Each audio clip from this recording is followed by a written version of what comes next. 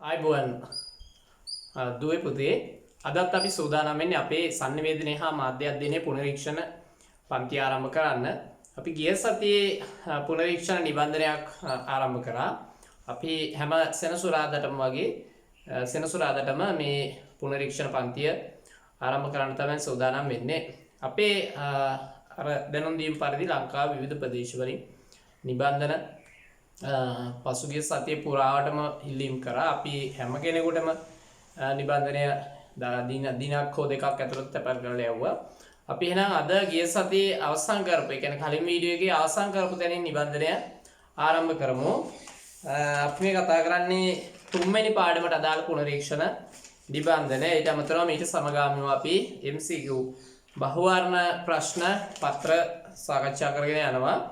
අපි අද මේ අපි කතා කරමින් ඉන්න පුනරීක්ෂණ ප්‍රශ්න පත්‍රයේ 16 වෙනි ප්‍රශ්න පත්‍රය 16 වෙනි ප්‍රශ්නය තමයි අද අපිට සාකච්ඡා කරන්න තියෙන්නේ. 16 වෙනි ප්‍රශ්නේ ඉඳලා හිස්සන් සුදුසු වචනේ ලියන්න ජනමාධ්‍ය කියලා තියෙනවා. අපිට දෙපැත්තේ හිතා ගන්න පුළුවන් මොකද්ද ලියන්න ඕන කියලා. එක පැත්තක ලියන්න ඕන ජනමාධ්‍ය විදි යන ප්‍රධාන ප්‍රභේද දෙක. එකක් මුද්‍රිත මාධ්‍ය, අනිත් එක විද්‍යුත් මාධ්‍ය. ඊට පස්සේ මුද්‍රිත මාධ්‍ය යටතේ අපිට ලියන්න පුළුවන් පුවත්පත් හා සංග්‍රහ. විද්‍යුත් මාධ්‍ය යටතේ ලියන්න පුළුවන් රූපවාහිනිය හා ගුවන්විදුලිය. 17 වෙනි ප්‍රශ්නයට අපි ජන සංවේදනය පිළිබඳ පිළිගත් නිර්වචන දෙකක් ලියන්න. මේවා කලින් ඔයගොල්ලෝ සිද්ධාන්ත පන්තිවල ඉගෙනගෙන ඇති. මේ රිවිෂන් කරන්නේ මම ඔයගොල්ලන්ට මොකද්ද නැවතත් පුනරීක්ෂණයක් තමයි සිද්ධ වෙන්නේ. 2022 දරුවන්ටත් මේක වැදගත්. 2021 දරුවන්ටත් වැදගත්.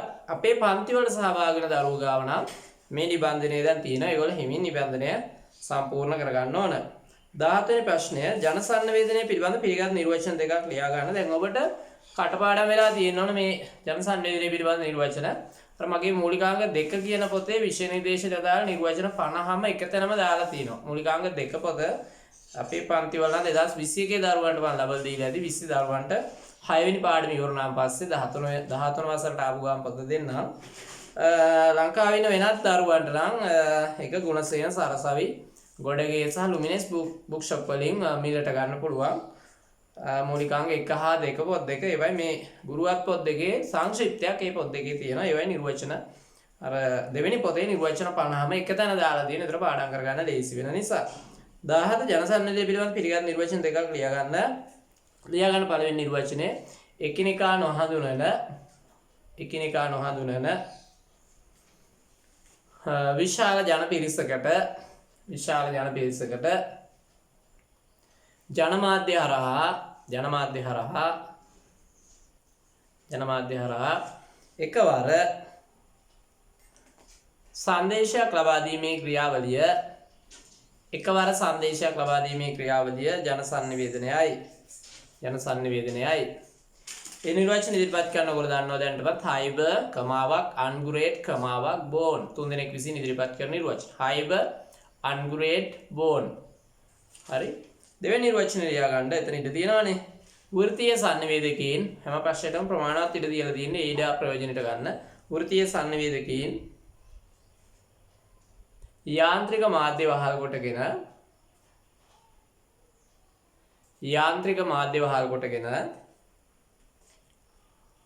පුළුල් ලෙසත්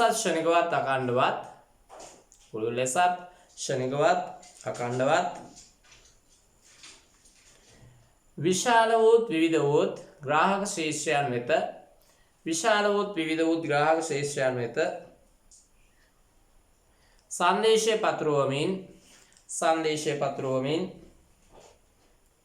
යම් බලපෑමක් ඇති කරලීමේ ක්‍රියාවලිය ජන සංවේදනයයි. හරි. ඩීෆ්ලෝ හා ඩෙනිස් මම ආයි කියන්න. වෘත්තීය සංවේදකයන් යාන්ත්‍රික මාධ්‍ය වහල් කොටගෙන පුළුල් ලෙස ක්ෂණිකවත් අඛණ්ඩවත් විශාලෝත් විවිධ ග්‍රාහක ශේෂ්ඨයන් සංදේශය පත්‍රවමින් යම් බලපෑමක් ඇති කරලීමේ ක්‍රියාවලිය ජන සංවේදනයයි. ඩීෆ්ලෝ හා ඩෙනිස්ගේ නිර්වචනය. හරි. 18 වෙනි ප්‍රශ්නය ජන සංවේදනය පිළිබඳ හබ් ආකෘතිය HUB ආකෘතිය රූප සටහනක් මගින් අද දක්වන්න.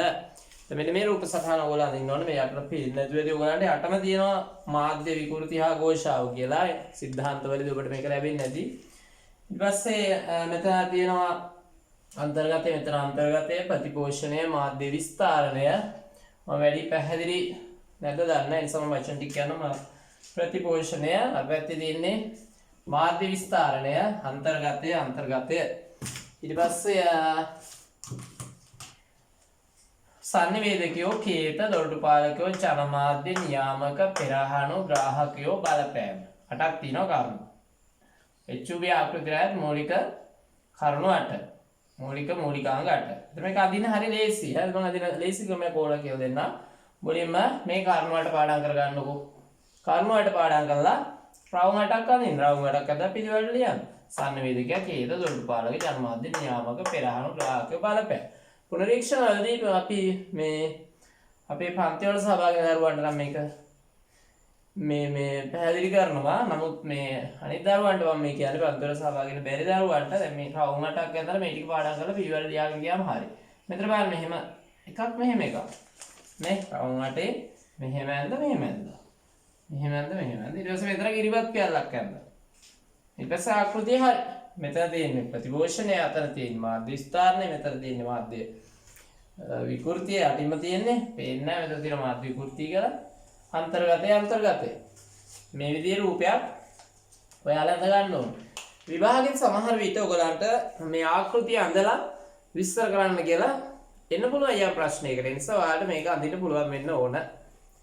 හරි මතකයෙන් අදින්න පුළුවන් වෙන්න ඕන නිසා දැන් ඔන්න අපි අහගෙන ඉන්න කවුරු හරි දරුවෝ ඉන්නවනම් මේක මතකයෙන් අදින්න බැරි. මම කිව්ව ක්‍රමේ පාවිච්චි කරලා රවුම් 8ක් අදින්න. අන්න ඒතර රවුම් 8ක් ඇඳ කියලා කියන ආකෘතියෙන් භාගයක් ඉවරයි.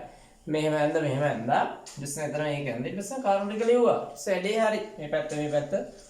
හරි. පොඩ්ඩක් මතක තියාගන්න ලියන්නයි තියෙන්නේ. හරි නේද? දැන් මේ ආකෘතිය අපි පොඩ්ඩක් පැහැදිලි කරගමු. 19 දැන් මෙම ආකෘතියට ප්‍රධාන අංග නම් කරන්න ලියාගන්න. සංනිවේදකයෝ කේත දොරටුපාලකයෝ ජනමාධ්‍ය නියාමකයෝ පෙරහණු ග්‍රාහකයෝ ග්‍රාහකයෝ එහෙම නැත්නම් ග්‍රාහක ශේෂ්ත්‍ර කියලා ලියන්නත් පුළුවන්. බලපෑම. හරි 8 වෙනි එක බලපෑම. මෙම ආකෘතිය දාලා කෙටි සටහන් ලියන්න. පළවෙනි එක සංනිවේදකයෝ ඉඩ තියලා තියෙන ඕගලන්ට ඉඩ ප්‍රමාණය ලියන්න. හැබැයි මෙහෙම එකක් තියෙනවා. හරිද? අපි මේ YouTube වීඩියෝ එකක් නිසා තමයි මේ සරල පැහැදිලි කිරීමක් දාලා තින්නේ. හැබැයි ඔයාලට එහෙම නෑ. ඔයාලට මේ මම කියන්නේ අපි පන්ති වලට නෙවෙයි අනිත් දරුවන්ට කියන්නේ මේ කරුණු සම්බන්ධව සාමාන්‍යයෙන් රූල් 15ක් විතර ලියන්න ඔබට විස්තර තියෙන්න ඕන. පැහැදිලිද? එතකොට විභාගෙදී ඇහුවොත් ඉස්සබ්බේ ගුරුවරට කියලා විස්තර ටික ඉල්ල ගන්න ඕනේ. එහෙම නැත්නම් ක්‍රමවේදයක් තියෙනවා. අපි එක්ක ඉන්නකො මම කියලා දෙන්නම් ඔයගොල්ලන්ට. මේවට නෝට් ගන්න පුළුවන් ක්‍රමයක්. පළවෙනි එක සංනිවේදකයෝ ලියා ගන්න. ජන සංවේදන ක්‍රියාවලියක නිරත වෙන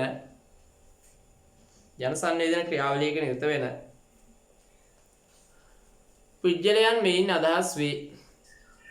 ජන සංවේදන ක්‍රියාවලියක නිරත වන පුජ්‍යලයන් මෙයින් අදහස් වේ. ජන සංවේදන ක්‍රියාවලියක නිරත වන පුජ්‍යලයන් මෙයින් අදහස් වේ. මාධ්‍යකරුවන් මෙන්ම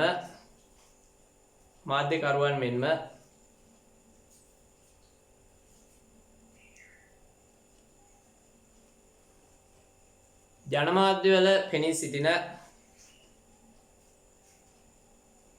විවිධ තරාතිරමේ පුජ්‍යලින්ද මීට අයත් වේ.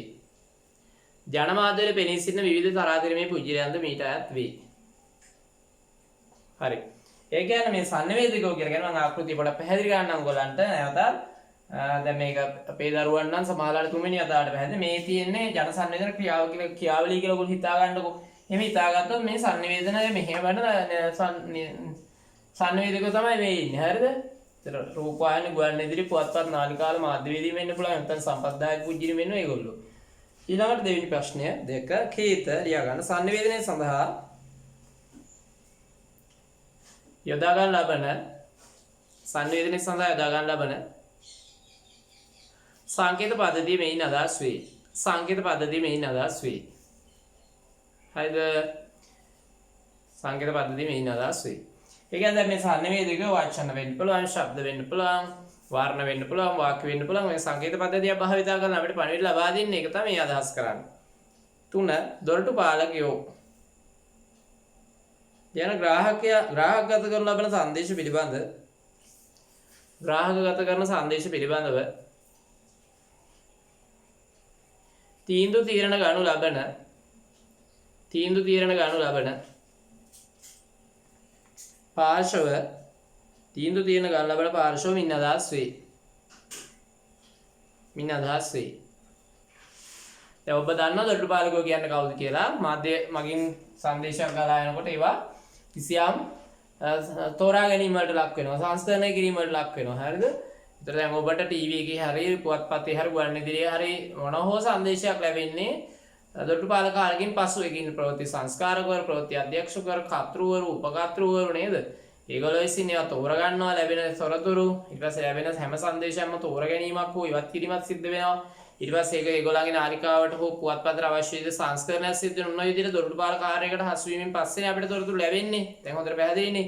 තේරෙනවද? ඒක දොරටු පාලකාරයකට හසු වීමෙන් පස්සේ අපි ලැබෙන්නේ. අන්න ඒ කාර්යය තමයි මේ පැහැදිලි කරලා තියෙන්නේ. හතරවෙනි කාරණය ජනමාධ්‍ය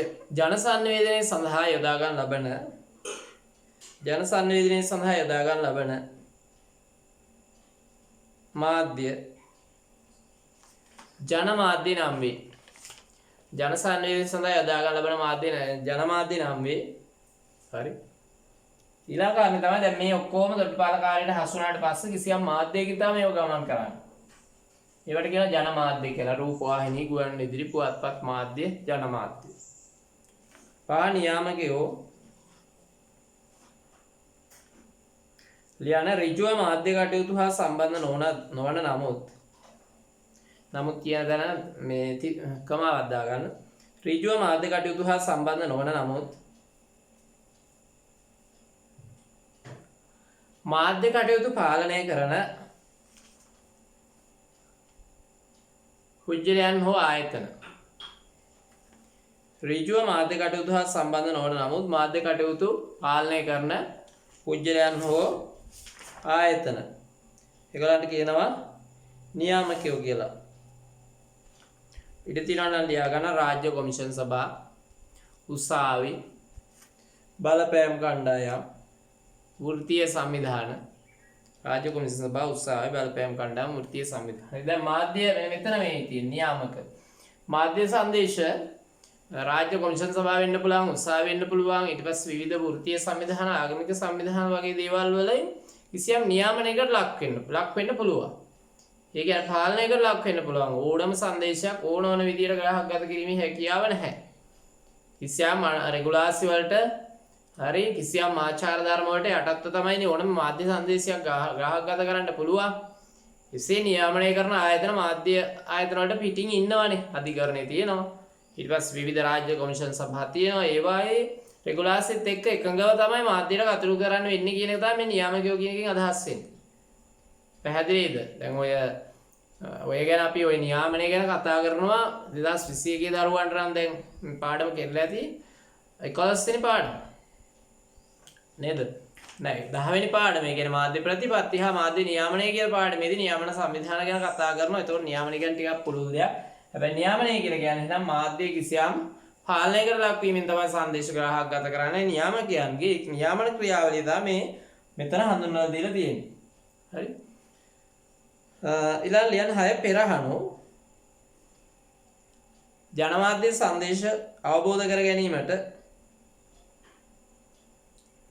සංදේශ අවබෝධ කර ගැනීමට පිළිගැනීමට මතක තබා ගැනීමට ජනමාධ්‍ය සංදේශ අවබෝධ කර ගැනීමට පිළිගැනීමට මතක තබා ගැනීමට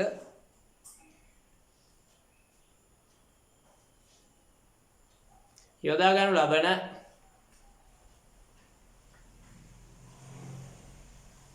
ග්‍රාහකයාගේ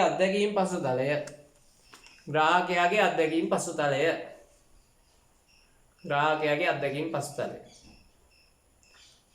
හරි පෙරහණුවක් කියන්නේ එහෙනම් දැන් මම මුලින් ඉඳලා කියන සංනිවේදකයෝ කිසියම් සංදේශ සංකේත පද්ධතියක් මගින් දොරටු පාලකාරයකට යටත්ව ජනමාධ්‍ය හරහා කිසියම් නියාමනයකටත් හසු වීමෙන් පසුව සංදේශ ලබා දෙනවා. ඒ ලබා දෙන සංදේශ පිළිගන්නේ පෙරහණුවකින් පෙරියාමෙන් පස්සුව ග්‍රාහකයාට ලැබෙන. ඒ කියන්නේ ග්‍රාහකයා මේක ලබා ගන්න ග්‍රාහකයාගේ අත්දැකීම් පස්තලයට අනුව. උදාහරණයක් ගත්තොත් අපිට හින්දි චිත්‍රපට පහසුවෙන් තේරුම් ගන්න පුළුවන් වෙලා තියෙන අපිට අත්දැකීම් පස්තලේ හොඳ නිසා. ග්‍රාහකයාට ලැබෙනවා. ග්‍රාහකයාට ලැබුණාට පස්සේ ග්‍රාහකයා යම් බලපෑමකට ලක් වෙනවා. ඒ කියන්නේ චර්යාමය හෝ ආකල්පමය හෝ වෙනසකට ග්‍රාහකයා තුළ ඇති වෙනවා නම් ඒකට තමයි බලපෑම කියලා කියන්නේ. පැහැදිලිද කියන්නේ? දැන් පැහැදිලි නේද? ජනමාධ්‍ය සංදේශ මේ විදිහට අර ජලයට වැටුණ ජල තරංගයක් ජලයේ තියෙන මේ විදිහට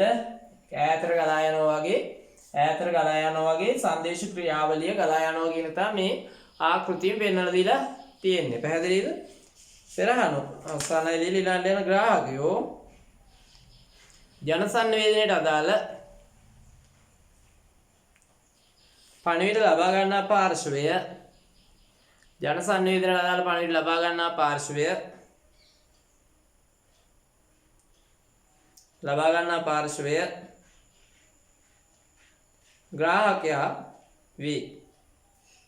ග්‍රාහකයා වේ.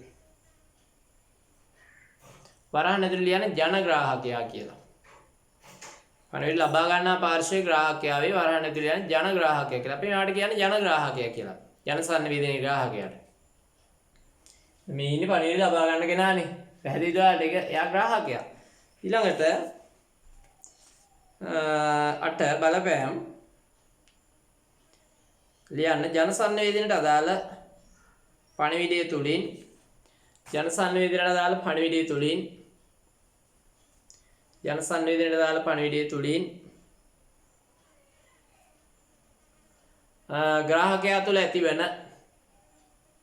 ග්‍රාහකයා තුළ ඇතිවන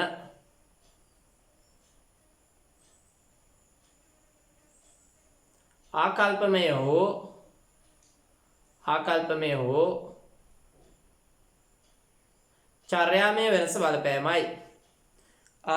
හෝ චර්යාමය වෙනස බලපෑමයි. හරිනේ? බලපෑම ඇති වෙනවා නිතරම ග්‍රාහකයාට මාධ්‍ය සංදේශ චර්යාවට බලපෑම් කරන්න පුළුවන්. හිතන පතන විදිහට බලපෑම් කරන්න පුළුවන්. ඒ ක්‍රියාවලිය තමයි බලපෑම කියලා හඳුන්වලා තියෙනවා. ඔන්න දැන් මූලික කාරණා ටික පැහැදිලි කරලා ඉවරයි. තවත් කාරණා කිහිපයක් මේ දෙපස්ස තියෙනවා. අපි ඒක පැහැදිලි කරගමු. විභාගයේදී අවශ්‍ය වෙන කාරණා ටිකක් විතරක්. 9 වෙනි කාරණේ ලියාගන්න ප්‍රතිපෝෂණය යටතේ ජනසන්නිවේදනය සඳහා ග්‍රාහකයා දක්වන ප්‍රතිචාරය ප්‍රතිපෝෂණයයි. ජනසන්නිවේදනය සඳහා ග්‍රාහකයා දක්වන ප්‍රතිචාරය ප්‍රතිපෝෂණයයි. එය ප්‍රමාදිත හෝ ශනික විය හැකිය. දැන් වර්තමාන තියෙන ගෝලීය තත්ත්වයක් එක්ක ඉක්මනින් ප්‍රතිචාර දක්වන්නත් පුළුවන්. ගොඩක් වෙලාවට ජනසන්නිවේදනයේ ප්‍රතිචාර ප්‍රමා වෙනවා. ඒක තමයි ප්‍රතිපෝෂණය කියලා දක්වලා තියෙන්නේ. ඊළඟට මාධ්‍ය විකෘතිය හා ഘോഷාව යට තියෙන්නේ. පේන්නේ නැහැ ටිකක්. හොඳයි යටම මේ වගේ තැනක ලියා ගන්න මාධ්‍ය විකෘතිය හා ഘോഷාව කියලා ලියන්න. මාධ්‍ය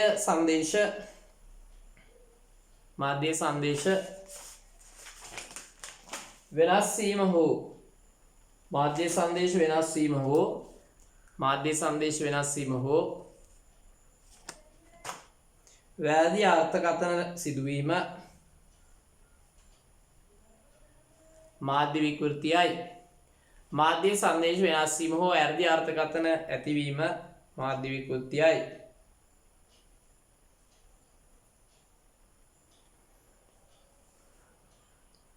ක්‍රියාවලියට සිදුවන බාධා ഘോഷාව ලෙස හැඳින්වේ. මේ මාධ්‍ය ක්‍රියාවලිය යම් සංදේශයක් අපිට ලැබෙනකොට ඒක පණිවිඩය වෙනස් වෙලා හරි අර්ථය වැරදියට හරි අපිට ලැබුණොත් ඉතින් ඒකට මාධ්‍ය විකෘතිය කියලා කියනවා. ඊට පස්සේ ඒකට ඇති වෙන බාධාවලට අපි කියනවා ഘോഷාව කියලා. ඇති වෙන භාෂා ഘോഷාවයි. 11 මාධ්‍ය විස්තරය කෙලවරේ තියෙන එක ලියා ගන්න. මාධ්‍ය විස්තරය දැන් ඔබට මේ ආකෘතිය සම්බන්ධව ගැටලුවක් තියෙනවා නම් මේ වීඩියෝ එක ආයෙ අහන්න. ඊට පස්සේ ඔයගලගේ නෝට් එක පොඩ්ඩක් බලන්න. මම මේ කියන්නේ අපේ දරුවන්ට නෙවෙයි අත්‍තරම. අපේ දරුවන්ට මම මේක හොඳින් පන්ති කාමරේදී ඊට වැඩි පැහැදිලි කරා. ඊට වැඩි කාලය අරගෙන. අපිට තියෙන කාලයත් එක්ක මේක මෙච්චර වැඩි පැහැදිලි කරන්න බෑ. නමුත් ඔය පාසලේ හරි අපි උපකාරක පන්ති ගුරුවරයාට කියලා හරි නැවත පැහැදිලි කරන්න. නැත්නම් කාට හරි ගැටලුවක් ආයි තියෙනවා නම් ඔයගොල්ලෝ මට කමෙන්ට් එකක් කරන්න. එහෙනම් මම මේ ආකෘතිය විතරක් පැහැදිලි කරන්න ආයි වීඩියෝ එකක් දාන්නම්. මේක ගොඩාක් පැහැදිලි කරන්න කිව්වොත් මේකට පැය භාගයකටත් වැඩි කාලයක් ගන්න වෙනවා. හොඳින්ම පැහැදිලි කරන්න ඇත්තටම. ඉතින් එහෙම කරොත් අපිට ටියුට් එකේ අපි අරමුණත් එක්ක ගමන් කරන්න බැරි වෙනවා. මම මේ අපේ ටියුට් එකට අදාළව විතරයි ඔයගලන්ට අද මේක පැහැදිලි කළේ. ලියා ගන්න මාධ්‍ය විස්තරය කිසියම් කරුණක් සම්බන්ධයෙන් වැඩි අවධාරිත බලයක් කිසියම් කරුණක් සම්බන්ධයෙන් වැඩි අවධාරිත බලයක් මාධ්‍යගත කිරීම කිසියම් කරුණක් සම්බන්ධයෙන් වැඩි අවධාරිත බලයක් මාධ්‍යගත කිරීම මාධ්‍ය විස්තරණයයි වැඩි අවධාරිත බලයක් මාධ්‍යගත කිරීම මාධ්‍ය විස්තරණය කියන්නේ යම් යම් කාරණා වැඩි බලයකින් වැඩි අවධානයකින් ඉස්මතු කර දැක්වීමට කියනවා මාධ්‍ය විස්තරණය කියලා. එවැනි ක්‍රියාවලි මාධ්‍ය ක්‍රියාවලිය සිදු වෙනවා කියලා HB ආකෘතිය පැහැදිලි කරනවා. ඕක තමයි අපිට පැහැදිලි කරන්න වෙන්නේ. මේ තියෙන අන්තර්ගතය. ඒ කියන්නේ මෙන්න මේ කාරණා සියල්ල එකතු වුණාට පස්සේ තමයි මාධ්‍ය ක්‍රියාවලිය අන්තර්ගතය හැදෙන්නේ කියන එක තමයි අදහස. අපිට දැන් තියෙන කාලයත් එක්ක ඔබට මේක පැහැදිලි කරන්න වෙන්නේ මේ ටික තමයි. නමුත් හැබැයි මෙහෙම ප්‍රශ්නක මෙහෙම ඔබට පහසුවකුත් තියෙන දැන් සාමාන්‍යයෙන් ඔබෙන් අහුවොත් අහන්නේ ප්‍රශ්නේ ගොඩක් දුරට HB ආකෘතියටත් මූලික අංග 6ක් විස්තර කරන්න 4ක් විස්තර කරන්න ඒ වගේ. තරම් ඔය එකයි මම කිව්වේ රිවිෂන් පන්තියක් කළේ මේක. ඒ විතර එන ප්‍රශ්න වලට අදාළව තමයි ප්‍රශ්න ටික දාලා තින්නේ. ඔය කාරණාවට අදාළ ඔයගොල්ලන් සටහන් දිනන ඔයගොල්ලන්ට මේ ප්‍රශ්නෙන් අහන මේ පාඩමෙන් අහන මේ කොටසෙන් අහන ප්‍රශ්නයට පිළිතුරු දෙන්න පුළුවන් වේවි. හරිද? හොඳයි. ඊළඟට අපි ඊළඟ ප්‍රශ්නයට යමු. 21 ප්‍රශ්නය. ජන සංවේදනයේ ප්‍රයෝජන මොනවාද? ජන සංවේදනයේ ප්‍රයෝජන මොනවාද කියන ප්‍රශ්නයට තමයි අපි උත්තර දෙන්න හදන්නේ. හරි. එතකොට දැන් අපි හැම වෙලාවෙම ඔයගලන්ට මතක ඇති අනිත් සංවේදන වර්ගවල ප්‍රයෝජන අපි කතා කරා. ඒ කියන්නේ යාළුවෙක් ඇවිල්ලා හරි කරදරයි නේද? මීඩියා වලට සම්බන්ධ කෙනෙක් එන්න ඕන. නැත්තම් මෙච්චර එන්නේ නැහැ නේ වටේට නේද? හරි බලමුකෝ. ජන සංවේදනයේ ප්‍රයෝජන මොනවාද කියලා තමයි අපි අහන්නේ. අනිකුත් සංවේදන වර්ගවලත් අපි ප්‍රයෝජන කතා කරා. අනිකුත් සංවේදන කියලා කියන්නේ වර්ග කියලා කියන්නේ අන්තර්වාර්තී සංවේදනයේ ප්‍රයෝජන අපි කතා කරා. අන්තර්වාර්තී සංවේදනයේ ප්‍රයෝජන අපි කතා කරා. පුජ්‍යල සංවේදනයේ ප්‍රයෝජන, සමූහ සංවේදනයේ ප්‍රයෝජන. දැන් අපි මහජන සංවේදනයේ ප්‍රයෝජන කතා කරා. ජන සංවේදනයේ ප්‍රයෝජන මොනවාද කියන එක බලමු. පළවෙනි එක ලියා ගන්න ප්‍රජානනය කියලා කියන්නේ කඩේක් ඇඳලා ලියා ගන්න. රූපවාහිනී ගුවන්විදුලි පුවත්පත් වලින් ප්‍රජානනය කියන ප්‍රයෝජනය සිද්ධ වෙන. ඒ කියන්නේ දැනුම ලබා ගැනීම. කඩේක් ඇඳලා ඉදිරියෙන් ලියන දැනුම ලබා ගැනීම. හරිනේ? අපිට මේ මාධ්‍ය වලින් දැනුම ලබා ගන්න පුළුවන්. ඒක එක ප්‍රයෝජනයක්. දෙවෙනි එක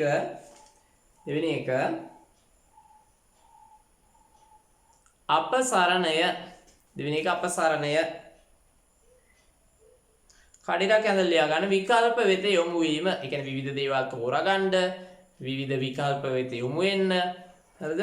ජනමාධ්‍ය හරහා අපිට හැකියාව තියෙනවා කියන එකේ අදහස. භාණ්ඩ වෙන්න පුළුවන්, සේවා වෙන්න පුළුවන්, නිර්මාණ වෙන්න පුළුවන්, විවිධ විකල්ප වෙත යොමු වෙන්න අපිට මාධ්‍ය සංදේශ රාශියක් තියෙන නිසා පුළුවන්. ඒකට කියනවා අපසරණය කියලා. උත්තරය 2. 3 සමාජ උපයෝගීතාව. කඩේක් ඇඳලා ලියන උත්තරය සමාජයේ විවිධ අවශ්‍යතා ඉටු කිරීම. සමාජ උපයෝගීතාව සමාජයේ විවිධ අවශ්‍යතා ඉටු කිරීම.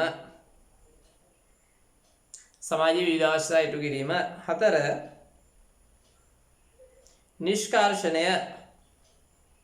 නිෂ්කර්ෂණය. පුජ්‍යලයන්ගෙන් හෝ විවිධ කාර්යයන්ගෙන් ඉවත්ව සිටීම. ඔය තමයි ජන සංවේදනයේ ප්‍රයෝජන. හරි? අපි ගත්තොත් ඔන්න දැන් කවුරු හරි කෙනෙක් දිගින් දිගටම අපිට කතා කරන්න යනවා. අපි මේ එයාගෙන් මග හැරෙන්න අපි ටීවී එක බලන්න ගන්නවා. හරි?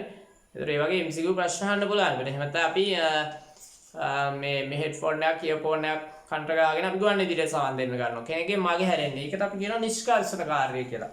තමයි ජන සංවේදනයේ ප්‍රයෝජන. මේව සඳහන් කරන්නේ ආර් ජෝසප් ඩොමිනික්. මේ ඩොමිනික් විසින් ඉදිරිපත් කරන ලද ප්‍රයෝජන හතර තමයි මේ තියෙන්නේ. දැන් පැහැදිලිද ජන සංවේදනයේ ප්‍රයෝජන? ඔයගලන්ට කලින් කිව්වා වගේ මේ ජන සංවේදනයේ ප්‍රයෝජන මොනවාද කියලා රචනාවේ ප්‍රශ්නයක් අහන්න පුළුවන්. ඒවට ඔබට සටහන් තියෙන්න ඕන. හොඳද? 22 වෙනි ප්‍රශ්නය ජන සංවේදනයේ ලක්ෂණ විශේෂතා මොනවාද? ඒ කියන්නේ ජන සංවේදනයේ විශේෂතා මොනවාද කියලා අහනවා. විධිමත් පළවෙනි එක ලියා ගන්න. විධිමත් සංවිධානගත ආයතනික ව්‍යුහය. විධිමත් සංවිධානගත ආයතනික ව්‍යුහය. විධිමත් සංවිධානගත ආයතනික ව්‍යුහය. කියන්නේ ජනමාධ්‍යවල විධිමත් සංවිධානගත ආයතනික ව්‍යුහයක් තියෙනවනේ. රූපවාහිනී, පුවත්පත, ගුවන්විදුලි හැම එකම ආයතනයක්නේ. දැන් අපි මාධ්‍ය ගත්තොත් දේරණ ගත්තත්, ස්වර්ණවාහිනී ගත්තත්, ජාතික රූපවාහිනී ගත්තත් ඒවයි තියෙනවා මාධ්‍ය ආයතනයක් විධිමත්ව සැකසුණු. දිවයින නම් උපාලි පුවත්පත් සමාගම, ලංකාදීප නම් විජය පුවත්පත් සමාගම, දිනමින නම් එක්සත් ප්‍රවෘත්තිපත්ත සමාගම. මේ පිළිවෙලට හැදිලා තියෙන දෝරාවලියක් තියෙන නිසි පිළිවෙලකට සකස් වුණු ආයතන පද්ධතිය ජනමාධ්‍යවල තියෙන එක තමයි මේ කියන්නේ. දෙක ලියා ගන්න. පොදු හා විවෘත සංදේශ විසරණය. පොදු හා විවෘත සංදේශ විසරණය. පොදු හා විවෘත සංදේශ විසරණය. හැම වෙලාවෙම ජනමාධ්‍ය සංදේශ පොදුවේ හැමෝටම. දැන් අපේ පාඩම ජනමාධ්‍යයක් නෙවෙයිනේ. අපේ නව මාධ්‍ය අපේ පාඩම පොදු නෑ හැමෝටම. හරි අපි මීඩියා කරන දරුවන්ට විතරයි. මේක හැබැයි ජනමාධ්‍ය සංදේශ ටෙලි නාට්‍ය වෙන්න පුළුවන්, ප්‍රවෘත්ති වෙන්න පුළුවන්, ඕන කෙනෙකුට බලන්න පුළුවන් පොදුවේ. ඒ වගේම ඕන කෙනෙකුට විවෘතයි. ඒකට කියනවා පොදු හා විවෘත සංදේශ විසරණය කියලා. 3. වෘත්තීය සංනිවේදකයන් දක්නට ලැබීම. වෘත්තීය සංනිවේදකයන් දක්නට ලැබීම. වෘත්තීය සංනිවේදකයන් දක්නට ලැබීම. හරිනේ. මාධ්‍යවේදීන්, නිවේදක නිවේදිකාවන්, වාර්තාකරුවන්, ලේඛකයින්, කාටුන් ශිල්පීන්, චිත්‍ර ශිල්පීන් මේ වගේ ඉන්නවා. ඒගොල්ලන්ට කියනවා වෘත්තීය සංනිවේදකයන් කියලා. පැහැදිලි? ඊළඟ බහුවිධ දොරටුපාලකාරයක් දක්නට ලැබීම. බහුවිධ දොරටුපාලකාරයක් දක්නට ලැබීම. ඒ කියන්නේ බහුවිධ දොරටුපාලකාරයක් දක්නට ලැබීම කියන්නේ ගොඩක් දොරටුපාලකයෝ ඉන්නවා. අනේ අපි හිතමු නිවුස් කියලා, ප්‍රවෘත්ති කියලා. එවනකොට මේවා තෝරගන්න ඕන. පළ කරන්නේ මොනවද නැද්ද මොනවද කියලා පුවත්පත කරා. පළ කරන ටික තෝරගත්තට පස්සේ ඒවා කියවන්න ඕන. කියවලා සංස්කරණය කරන්න ඕන. අඩු කොටස් ඉවත් කරන්න ඕන. ඡායාරූප ගොඩාක් එවනවා ගොඩක් වෙලාට මාධ්‍යවේදීන්. දැන් හැම එකම පළ කරන්න බෑනේ. ඒවා තෝරගන්න ඕන. සමහර ඒවා ඉවත් කරන්න ඕන. තෝරගත්ත ඒවා සංස්කරණය කරන්න ඕන. ෆොටෝෂොප් දාලා ඒවා එඩිට් කරලා ඒක පත්‍රේ පළ කරන්න පුළුවන් විදිහට හදන්න ඕන. ඔය විදිහට හරිද? අක්ෂර දෝෂ, ව්‍යාකරණ දෝෂ මේවා ඔක්කොම හදන්න ඕනේ. ඒවට අපි කියනවා දොරටුපාලකාරය කියලා. ඊට පස්සේ තමයි පළ කරන්න සුසු තත්ත්වයට නිවුස් එක හදලා ගන්නෙ. දොරටුපාලකාරයෙක් හැම වෙලාවෙම ක්‍රියාත්මක වෙනවා. ඊළාට දියුණු තාක්ෂණික ක්‍රියාවලියක් වීම. දියුණු තාක්ෂණික ක්‍රියාවලියක් වීම. දියුණු තාක්ෂණික ක්‍රියාවලියක් වීම. හරි නේද? තාක්ෂණය දියුණු තාක්ෂණයක් අවශ්‍යයි ජන සංවේදනයේ. පැහැදිලි? ඊළඟ එක බොහෝ විට ලාභය අරමුණු කරගත්තක් වීම. බොහෝ විට ලාභය අරමුණු කරගත් රූපවාහිනිය වුණත් ලාභය අරමුණු කරගත්තක් වීම. ලාභය අරමුණු කරගත්තක් වීම. එතන ලාභය අරමුණු කරගත් ක්‍රියාවලියක් වීම. හරිද? පැහැදිලිද? රූපවාහිනිය, ගුවන්විදුලි, පුවත්පත් හැම එකම ප්‍රධාන වශයෙන් ලාභයයි ඉලක්ක කරන්නේ. අලෙවි ඉලක්ක කරන්නේ. රූපවාහිනිය, ගුවන්විදුලි නම් වෙළඳ දැන්වීම හරහා ලාභයක් අපේක්ෂා කරනවා. පුවත්පත් නම් අලෙවිය හා දැන්වීම හරහා ලාභයක් අපේක්ෂා කරනවා. පැහැදිලිද? ඊළඟට තව එකක් ලියා ගන්න. ග්‍රාහකයා හා සංනිවේදකයා අසම්මුඛ වීම. ග්‍රාහකයා හා සංනිවේදකයා අසම්මුඛ වීම. ග්‍රාහකයා සංනිවේදකයා ආසන්නේ නැහැ. දුරස්තයි. හරි? රූපවාහිනී ග්‍රාහකයා ඉන්නේ කොළඹ හරි කොහේ හරි මාධ්‍ය සංනිවේදකයා ඉන්නේ කොළඹ හරි කොහේ හරි දුරක. ග්‍රාහකයා ඉන්නේ නිවසේ. හරි නේද? ඒ ටික පැහැදිලි. හොඳයි. ජන සංවේදනයට අදාළ ප්‍රශ්නය අවසానයි. ඊට පස්සේ 23 ඉඳලා තියෙන්නේ අතාත සංවේදනය. ඊට පස්සේ සංවේදන ස්වරූපات කතා කරන්න තියෙනවා. විනාඩි 2ක වගේ කාලයක් ඔයගලන්ට ලැබෙනවා. මේ ආකෘතිය නැති දරුවෙක් ඉන්නවා නම් මේ ආකෘතිය ටක් ගාලා ඇඳ ගන්න.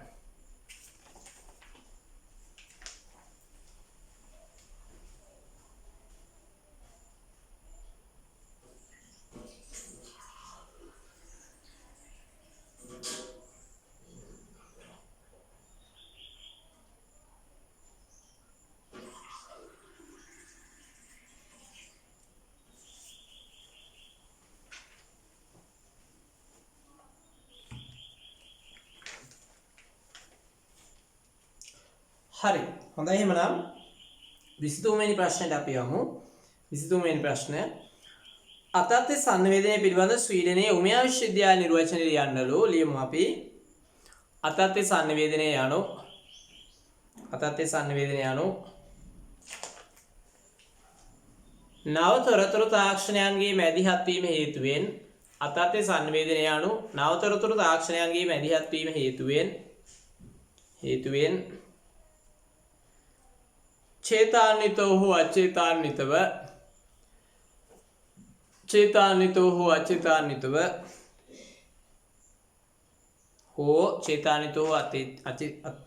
අචේතාන්විතෝ හෝ අන්තර්ගතයන් අභිප්‍රායන් ක්‍රියාකාරීන්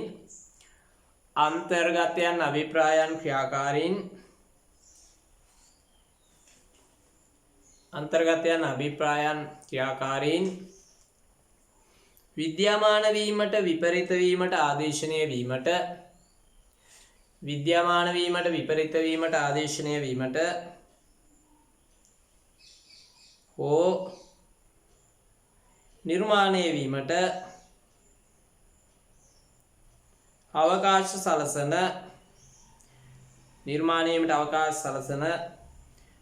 තොරතුරු සංවේදනයන් හා ක්‍රියාකාරීන් වේ.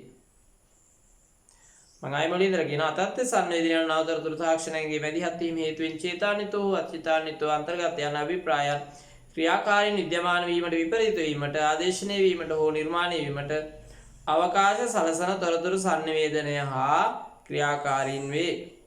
හරි නේද? දැන් ඔයාලට මේ නිර්වචනයත් කටපාඩම් කරගන්න සිද්ධ වෙනවා. මොකද අන්න දරුවනේ මේක විභාගෙදී අහන්න පුළුවන් නේ.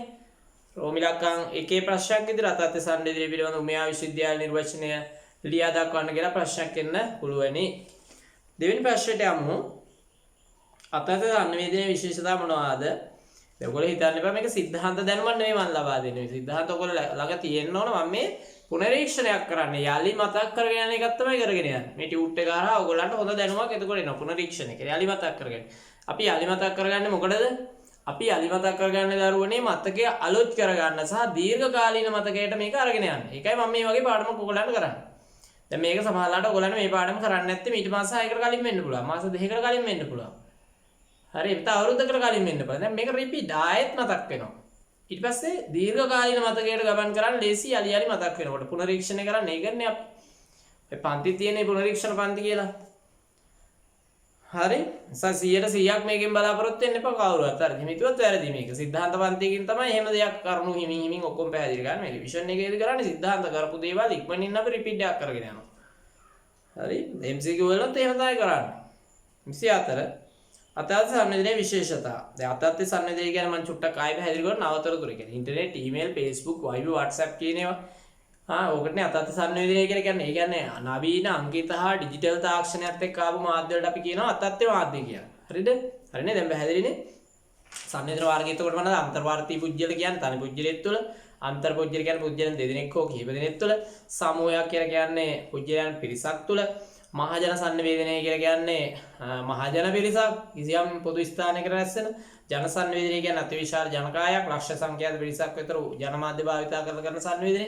6 වෙනි එක අතත්ත්ව සංවේදනය කියන්නේ නවීන තාක්ෂණික හා ගෝලීය ක්‍රියාවලියත් එක්ක බිහි වෙච්ච නව මාධ්‍ය. හරි අන්තර්ජාලගත මාධ්‍ය සහ ජංගම දුරකථන ආශ්‍රිත මාධ්‍ය තමයි මේ අතත්ත්ව මාධ්‍ය හිත අතත් සංවේදනය කියලා කියන්නේ.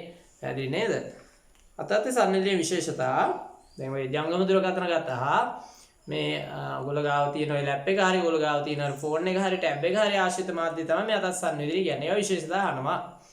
එක ලියා ගන්න කාර්යක්ෂම බව.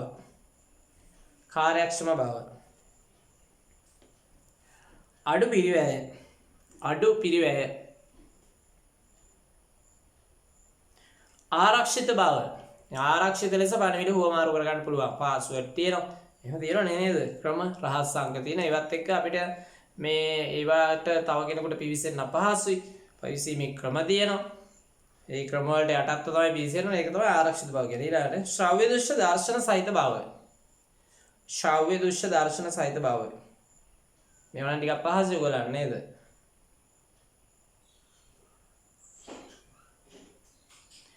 එකවර පිරිසකට සංවේදනය දීමේ හැකියාව. එකවර පිරිසක සංවේදනය දීමේ හැකියාව. එකවර පිරිසක සංවේදනය දීමේ හැකියාව.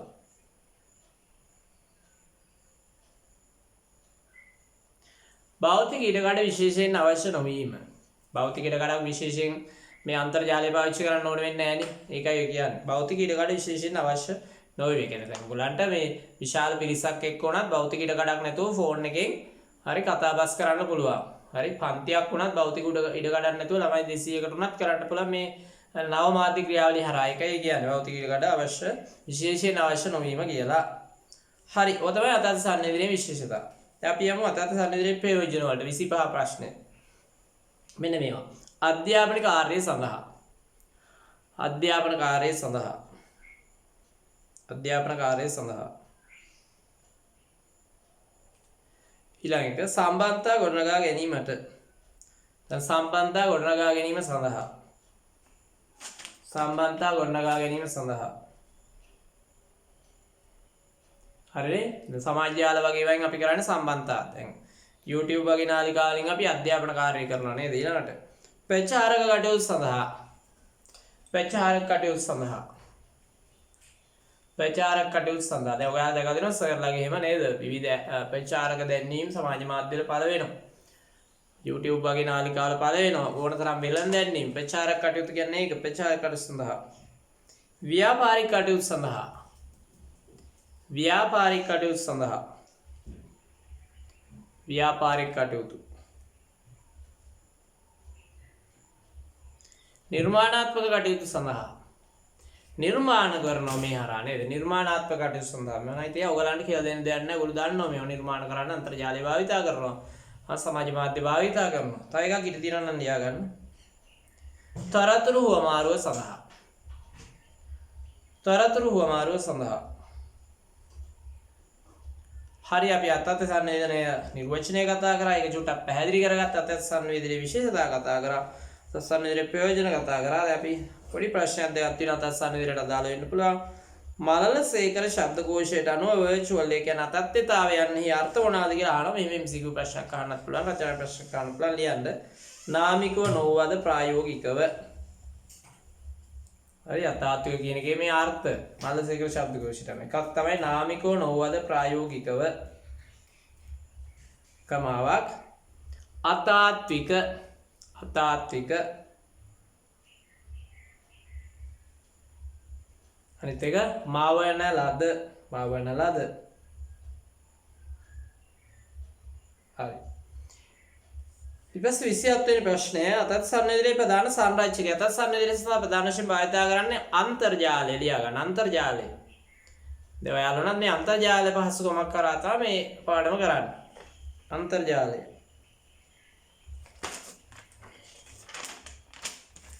ඊළඟට සංවේදන ස්වરૂප විධික්‍රම යන කුමක්ද කියලා ප්‍රශ්නයක් අහලා ලියා ගන්න. හරි. දැන් අපි සංවේදන හරි. අපි ඊතර පටන් නතර කරමු.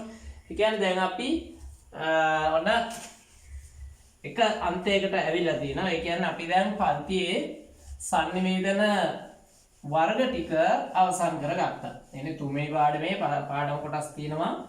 කීයක් තියෙනවද? තුන්වෙනි පාඩමේ පාඩම් කොටස් තියෙනවා. තුනක් තියෙනවනේ. මොනවාද? සංනිවේදන වර්ග, සංනිවේදන ස්වરૂප, සංනිවේදන ආකෘති. ඔය තමයි තුන පාඩම. හරි? දැන් මේ පාඩමේ එක කොටසක් අපි අවසන් කරා. මොකද්ද අපි සංනිවේදන වර්ග කියන කොටස අවසන් කරා. හරි? වර්ග වලින් විභාගෙට එන්න පුළුවන් ප්‍රශ්න ටික අපි කතා කරලා ඉවරයි. හරි? දැන් මම දීපු ඩීටේල් උත්තර මේ ලියන්න වෙයි ඔයගලන්ට විස්තර. ඒතර විස්තර මම කොහොම හොයාගන්න ඕන කියලා. හැබැයි මම විභාගය අවසන්නේ මාස 3කට විතර කලින් ඔයගලන්ට විස්තර සාකච්ඡා කරන්න නිබන්ධන මාලාවකුත් කතා කරනවා.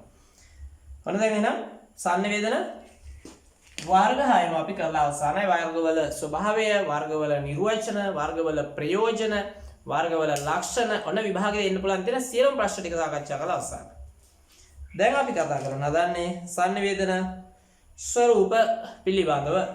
ස්වરૂප වලට සංවේදන විධික්‍රම කියලා කියනවා. අපේ විෂය නිර්දේශයේ සංවේදන ස්වરૂප නාමයක් තියෙනවා. හරි?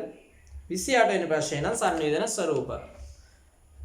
සංවේදන ස්වરૂප විධික්‍රම යන කුමක්ද ප්‍රශ්නේ ලියා ගන්න. පුජ්‍යලයා sannivedanaye යෙදෙන ආකාරය ස්වභාවය විවිධාකාර වේ. පුජ්‍යලයා sannivedanaye යෙදෙන ආකාරය ස්වභාවය විවිධාකාර වේ.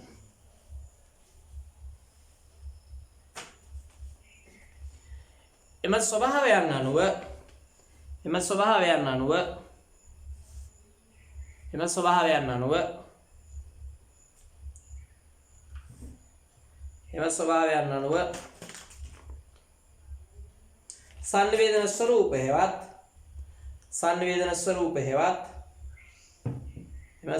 අනුව sannivedana ස්වરૂප හේවත් විධික්‍රම වර්ග කර තිබේ. හරි.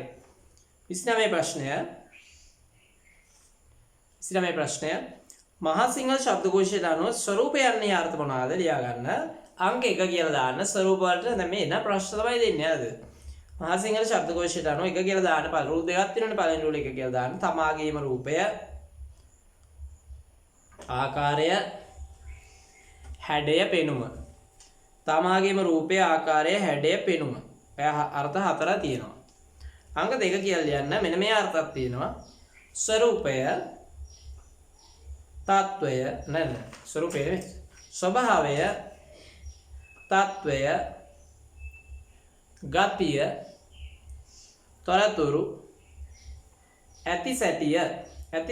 ඔය ඉතින් පැහැදිලි කරන්න ඕනේ නැහැ සමහරට ඔබෙන් ඇහුවොත් මල්ලසේකර ශබ්ද මහා සිංහල ශබ්දකෝෂයට අනුව ස්වරූපයන්ගේ අර්ථ 4ක් නම් කරන්න කියලා. එතන මේ 4ක් පුළුවන් වෙන්න. තිය sannivedana ස්වරූප නම් කරන්න.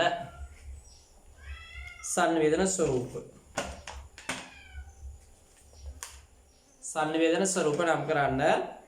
ලියා ගන්න පොත දෙපැත්තේ ලියන්න. වාචික නිර්වාචික. වාචික sannivedanaya, නිර්වාචික sannivedanaya, ශ්‍රව්‍ය sannivedanaya, දෘශ්‍ය sannivedanaya, ලිඛිත sannivedanaya, රූපණය,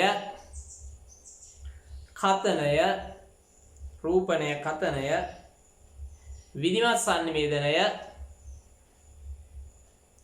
අවිධිමත් sannivedanaya.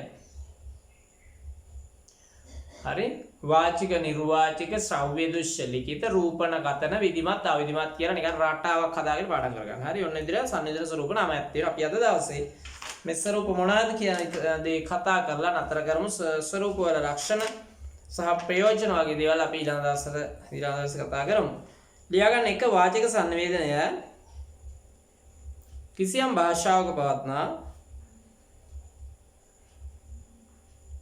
භාෂාවක පවත්නා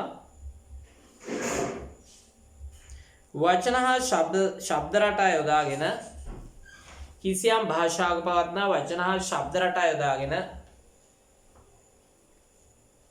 සිදු කරනු ලබන sannivedanayයි. කිසියම් භාෂාවක පවත්නා වචන හා ශබ්ද රටා යොදාගෙන සිදු කරනු ලබන sannivedanayයි. හරි නේද? වචනයි එක තියෙන වෙනස් ශබ්දයි භාවිතා කරලා කරන sannivedanayට අපි කියනවා වාචික sannivedanaya කියලා. වාචික sannivedanaya කටින් කතා කරන්නත් පුළුවන්. වාචික ස්වරූපය හැබැයි ලියන්නත් පුළුවන්. ඔය පොඩි දරුවන්ගේ කතන්දර පොත් තියෙන වාචික ස්වරූපෙන්නේ. හරි නේද? අලියා ගහක් යට ඉන්නවා. ඒ වගේ කිව්වොත් ඒක වාචික ස්වරූපය. හරි. ඊට අපි යම් දෙවෙනි sannivedanayට නිර්වාචික sannivedanaya. ලිඛිත හෝ කතන වචන භාවිතයෙන් තොරව සිදු කරනු ලබන sannivedanaya. ලිඛිත හෝ කතන වචන භාවිතයෙන් තොරව සිදු කරනු ලබන sannivedanaya නිර්වාචික sannivedanayයි. ඒ කියන්නේ දරුවනේ ලියන්නෙත් නැතුව කතා කරන්නෙත් නැතුව සිදු කරන sannivedanayට කියනවා මොකක් කියලාද? නිර්වාචික sannivedanaya කියලා. අතින් වෙන්න පුළුවන්, මූණේ ඉරියව් වලින් වෙන්න පුළුවන්, අංග චලනයෙන් වෙන්න පුළුවන් ඒවා. හරිනේ? තේරෙනව නේද ඒවා? තුන්වෙනි එක කතන sannivedanaya ලියා ගන්න. මුවින් පිටවන වචන ශබ්ද අනුසාරයෙන් මුවින් පිටවන වචන ශබ්ද අනුසාරයෙන් සිදු කරන ලබන සංනිවේදනය මුවින් පිටවන වචන ශබ්ද අනුසාරයෙන් සිදු කරන ලබන සංනිවේදනය කතන සංනිවේදනයයි. කතන සංනිවේදනයයි. හරි. ඒතර දැන් මම මේ ඔයාලට කරන්නේ කතන සංනිවේදනයන්නේ කටින් පිටවන ශබ්දات එක්ක කරන සංනිවේදනය. ඒතර වාචික සංනිවේදනයේ කතන සංනිවේදනයේ වෙනස මොකක්ද දන්නවද? වාචික සංනිවේදනයේ ස්වරූපය ලියන්නත් පුළුවන්. හැබැයි කතන සංනිවේදනයේ ලියන්න බෑ. කතන සංනිවේදනයේ හඬ ඇහෙන සංනිවේදනයක්. හරිද? 4 රූපණය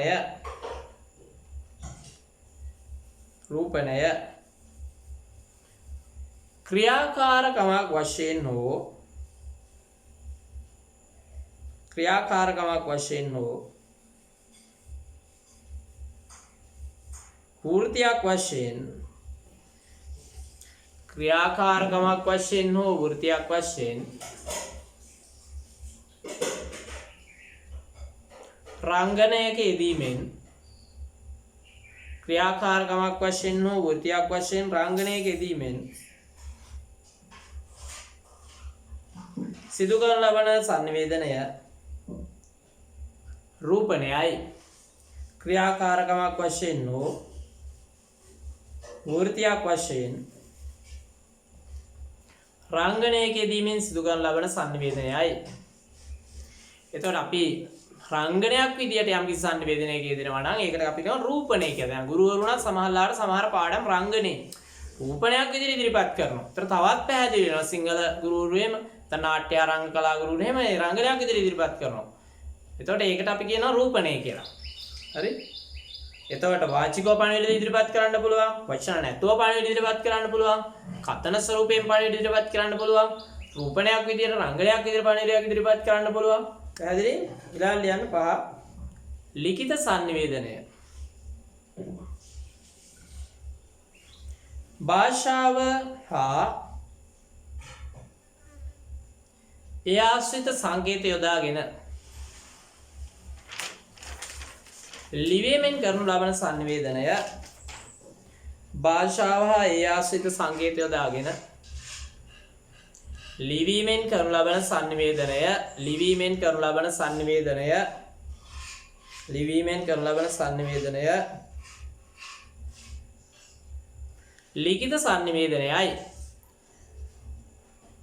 ලිඛිත සංනිවේදනයයි.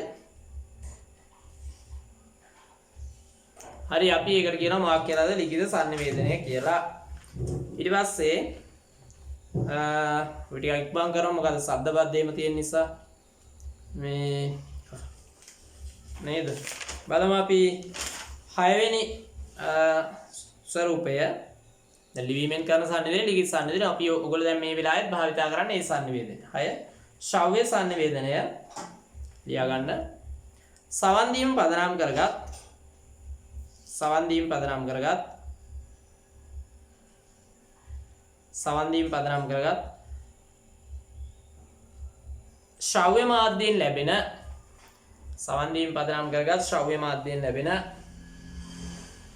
ශ්‍රව්‍ය මාධ්‍යයෙන් ලැබෙන ඕනෑම සංදේශයක්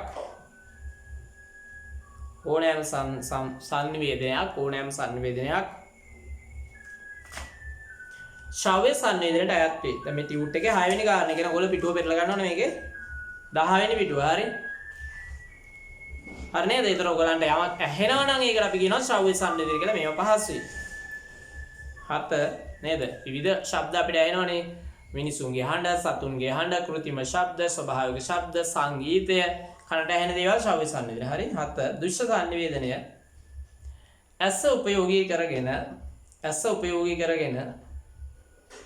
ඇස උපයෝගී කරගෙන දැකීමෙන් හා බැලීමෙන් සිදු කරන සංනිවේදනය. ඇස උපයෝගී කරගෙන දැකීමෙන් හා බැලීමෙන් සිදු කරන සංනිවේදනය දෘශ්‍ය සංනිවේදනයයි. ඇස උපයෝගී කරගෙන දැකීමෙන් හා බැලීමෙන් කරන සංනිවේදනය දෘශ්‍ය සංනිවේදනයයි. හරි. ඒතර ඇසට පෙනෙන දේවල් දරුවනේ දෘශ්‍ය සංනිවේදනයට අයත් වෙනවා. හරි නේද? ඒක පැහැදිලිනේ ටිකක් සරලයි නේද? ඊළඟ එක විධිමත් sannivedanaya. sannivedakaya දැන් හරි නේද? ප්‍රධාන sannivedana ස්වරූප අපි හතක් කතා කරලා ඉවරයි. ඊළඟට විධිමත් sannivedana අවිධිමත් sannivedana ලියන්න. දැන් අපිට දැන් ඔයගලන්ට මේ වෙලාවේ මාව පේනවා මාව ඇහෙනවා. එතකොට දුෂ්ට ස්වරූපයත් මෙතන තියෙනවා ශ්‍රව්‍ය ස්වරූපයත් මෙතන තියෙනවා. හරිනේ? ඊළඟට විධිමත් sannivedanaya. sannivedakaya පැහැදිලිව හඳුනාගත හැකි sannivedakaya පැහැදිලිව හඳුනාගත හැකි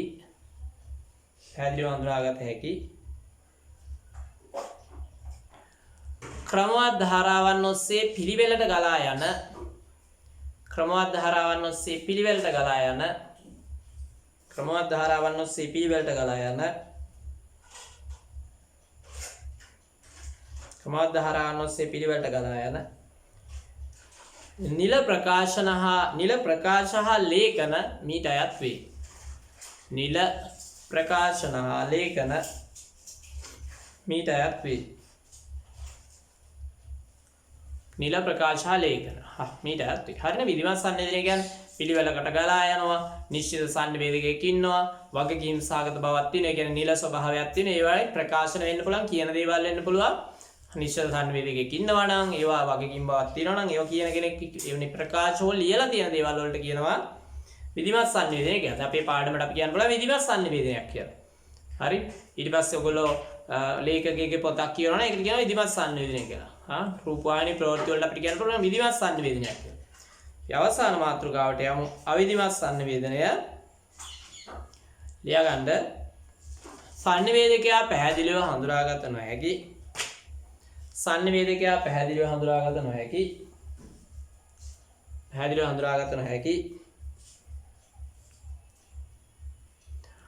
අක්‍රමවත් ධාරාවන් ඔස්සේ අපිළිවෙලට ගලා යන අක්‍රමවත් ධාරාවන් ඔස්සේ අපිළිවෙලට ගලා යන අක්‍රමවත් ධාරාවන් ඔස්සේ අපිළිවෙලට ගලා යන නිල ස්වභාවයක් නොමැති